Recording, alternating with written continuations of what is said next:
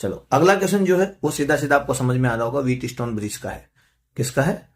Wheat stone bridge का है ना? समझ गए होंगे, नाम से दिख रहा होगा। अब व्हीट स्टोन ब्रिज में क्या होता है मैं आपको बताता हूं। मेन ऑप्शन पहले पॉइंटों के नाम देता हूं, ए बी सी और डी। ध्यान से देखना, व्हीट स्टोन ब्रिज में एक कंडीशन बनती है। उस कंडीशन में क्या होता है, यहां पर और यहां पर जहां गैल्वेनोमीटर जुड़ा होता है, दो पॉइंटों के बीच में ये गैल्वेनोमीटर है, इन दो पॉइंट पर विभव यानी पोटेंशियल की वैल्यू सेम हो जाती है। पोटेंशियल की वैल्यू सेम हो जाती है यानी, ठीक है, बी पर भी जितना विभव आ रहा है, जितना पोटेंशियल आ रहा है, उतना डी पर भी आता है, जिसकी वजह से गैल्वेनोमीटर में कोई करंट नहीं आता है।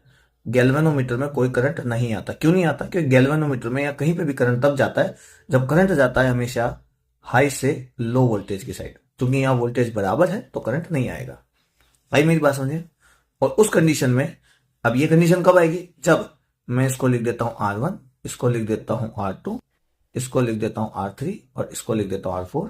तो R1 R2 यानी इन दोनों का ratio R1 upon R2, R3 upon R4, R3 upon R4, ये दोनों सेम रेशियो में आ जाए, सेम अनुपात में आ जाए। ठीक है, अब पता कैसे लगेगा बैलेंस है नहीं है? इसने पहले से ही बोल दिया IG 0 यहां पर। IG 0 यानी बैलेंस में, तो यानी हमारा फॉर्मूला लगेगा।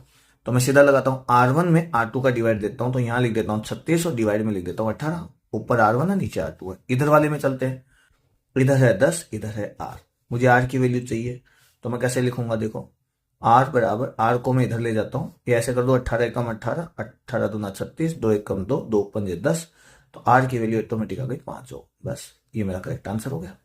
बहुत आसान से सवाल है, व्हीट स्टोन ब्रिज के बहुत आसान सवाल बनते हैं, बस आपको थोड़ा सा कॉन्सेप्ट पर ध्यान देना पड़ेगा। ठीक है, चलिए।